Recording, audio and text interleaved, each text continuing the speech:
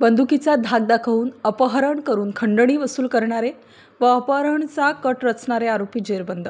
गुन्हे शाखा युनिट 1 नाशिक शहरची कामगिरी.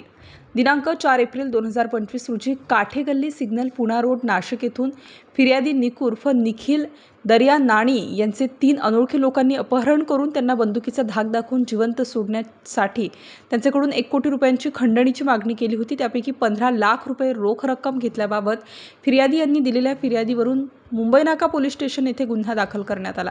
तांत्रिक विश्लेषणाद्वारे आरोपितांचा मागमूस घेऊन सदर आरोपितांची नावे निष्पन्न केली. गुप्त बातमीदारामार्फत बातमी मिळाली की सदर गुन्ह्यातील आरोपी हे नाशिक येथे आलेले असून ते विल्होळी भागात असल्याबाबत माहिती मिळाल्याने सदरची माहिती वरिष्ठ पोलीस निरीक्षक मधुकर कड यांना दिली. त्यांच्या मार्गदर्शनाखाली गुन्हे शाखा युनिट 1च्या पथकाने विल्होळी भागात सापळा रचून शिताफीने इसम नामे मोहम्मद अनवर सय्यद वय 30 वर्ष, सादिक लतीफ सय्यद वय 39 वर्ष राहणार यांना ताब्यात घेऊन त्यांच्या ताब्यातून 2,88,000 रोख रक्कम व मोबाईल फोन असा एकूण 3,08,000 रुपये किमतीचा मुद्देमाल हस्तगत केला आहे.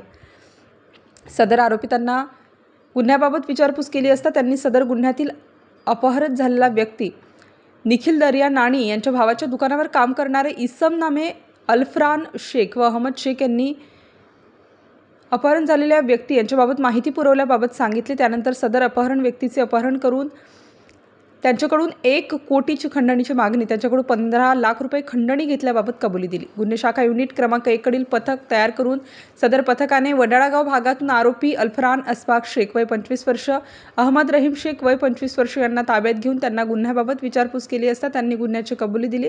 सदर गुन्ह्यातील आरोपितांची वैद्यकीय तपासणी करून त्यांना जप्त मुद्देमालासह मुंबई नाका पोलीस स्टेशनच्या ताब्यात दिले आहे. सदरची कामगिरी गुन्हे शाखा युनिट क्रमांक 1 नाशिक शहरकडील वरिष्ठ पोलीस निरीक्षक श्री मधुकर कड, सहाय्यक पोलीस निरीक्षक हिरामण भोये, पोलीस उपनिरीक्षक चेतन श्रीवंत, पोलीस उपनिरीक्षक सुदाम सांगडे, पोलीस हवालदार महेश साळुंके, उत्तम पवार, पोलीस अंमलदार आप्पा पानवड, विलास चारोस्कर, नितीन जगताप, राहुल पालखेडे, राम बर्डे, मुक्तार शेख, रोहिदास लिलके, जगेश्वर बोरसे, चालक श्रेणी पोलीस उपनिरीक्षक किरण शिरसाट, पोलीस हवालदार सुकाम पवार, समाधान पवार, महाराष्ट्र पोलीस अंमलदार मनीषा सरोदे अशांनीही कारवाई केली. 2025 रोजी दुपारच्या वेळेला आपल्याकडे काठेगल्ली सिग्नल म्हणजे मुंबई नाका पोलीस स्टेशनच्या हद्दीमध्ये एक गंभीर इन्सिडेंट घडलेला होता. त्याच्यामध्ये एक बिझनेसमन निखिल दर्याणी त्यांचं नाव आहे, त्यांना किडनॅप करण्यात आलेलं होतं. काही गुन्हेगारांनी त्यांना किडनॅप करून त्यांना शहरामध्ये आणि शहराबाहेर काही ठिकाणी फिरवलं. त्याच्याबरोबरच त्यांना थ्रेटन केलं वेपन लावून आणि त्यांच्याकडून खंडणीची मागणी केली आणि त्यांच्याकडून साधारण 15 लाख रुपये हे वसूल केलेले होते.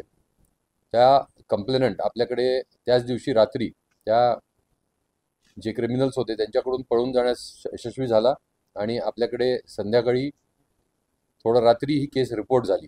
त्याच्यानंतर मुंबई नाका पोलीस स्टेशन आणि क्राईम ब्रांच यांच्या टीम्सला ॲक्टिवेट करण्यात आलं आणि जसं आपण बघताय crime branch unit 1 Nashik police, त्याचबरोबर हे मागे आमचे जे युनिट 1चे सर्व अधिकारी अंमलदार उभे आहेत, त्यांनी अहोरात्र कष्ट करून म्हणजे जोपर्यंत डिटेक्शन होत नाही तोपर्यंत कोणीही झोपलेलं नव्हतं. अशा प्रकारे त्यांनी हा गुन्हा डिटेक्ट केलेला आहे. गुन्ह्यात डिटेक्ट केलेले जे आहेत त्याच्यामध्ये 4 आरोपी आत्तापर्यंत अटक झालेले आहेत.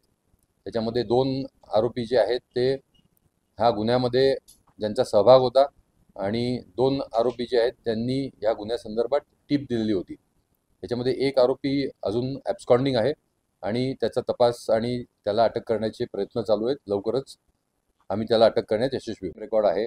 1 आरोपी आहे त्याच्यावर अटेम्प्ट टू डेकॉयटी 399चे 3 गुन्हे आहेत. साधारण 18 का 19 गुन्हे त्याच्यावर आहेत. रॉबरीजचे गुन्हे आहेत आणि त्याच्यामध्ये त्या रेकॉर्डप्रमाणे पुढची प्रोसेस होईल. मला वाटतं आपण त्याच्यामध्ये ही जी आहे ही पूर्णपणे ब्लाइंड केस होती आणि आम्हालाही सुरुवातीला हाच संशय आलेला होता की ॲक्च्युली हे खरं आहे का नाही आहे, का हा बनाव केला जातो आहे. तर ज्यावेळेला आम्ही सगळे CCTV त्या रात्रीच तात्काळ चेक करण्यात आले गुन्हा दाखल करायच्या आधी, तर त्या ठिकाणी एके ठिकाणी आम्हाला असे काही CCTV फुटेजेस मिळाले की ज्याच्यामध्ये असं क्लिअर निष्पन्न होतं की हा बनाव वगैरे नसून खरोखर हा इन्सिडेंट घडलेला आहे आणि तो जो फिर्यादी आहे तो त्याचा जीव वाचवून अतिशय जीवाच्या आकांताने पळताना पण एक फुटेज त्याचा आहे. त्याच्यावरून हे प्रकरण अतिशय गांभीर्याने घेण्यात आलं आणि पूर्णपणे जी ब्लाइंड केस असते, कुठल्याच काही त्याच्यामध्ये त्याचे धागेदोरे नाही आहेत किंवा याचा कोणावर संशय नाही आहे किंवा अननोन आरोपी आहेत. जस्ट रस्त्यावरून एखादा इन्सिडेंट झालेला आहे तर त्यावेळेला याचा तपास करून आरोपी अटक करायला थोडासा वेळ लागतो. जर केस लगेच त्याचे काही धागेदोरे मिळाले तर नाशिक पोलीस 24 किंवा 48 तासामध्ये आत्तापर्यंत आम्ही डिटेक्शन आणि अरेस्ट करत आलो आहे. पण ज्या पूर्णपणे ब्लाइंड केस आहेत त्यामध्ये साधारण आठवड्याभराचा अवधी मला वाटते खूप कमी अवधी लागलेला आहे ह्या पूर्णपणे ब्लाइंड केसला सोडवायला आणि अतिशय उत्कृष्ट. स्टार न्यूजसाठी मोहसिन पठाण, नाशिक.